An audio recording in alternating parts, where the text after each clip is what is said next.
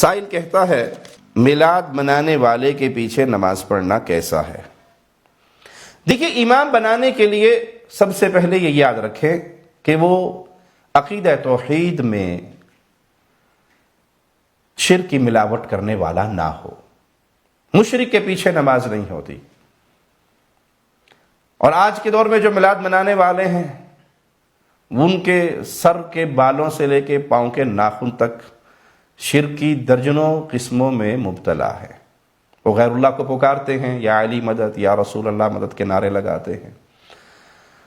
اللہ کے پیارے جو فوت ہو کے اللہ کی جنتوں کے مہمان بن چکے ہیں، اپنی قبروں میں دفن ہو گئے ہیں، ان کو مشکل کشا و حاجت روا سمجھتے ہیں، ان سے امیدیں لگاتے ہیں، ان سے رزق مانگتے ہیں، ان سے اولاد مانگتے ہیں، ان سے شفا مانگتے ہیں، قبروں پہ سجدے کرتے ہیں، قبروں کا طواف کرتے ہیں۔ تو درجنوں خرابیاں ان کے عقائد کے اندر موجود ہیں۔ تو جس کے عقیدے میں شرک ہو، اس کے پیچھے نماز نہیں پڑھی جا سکتی۔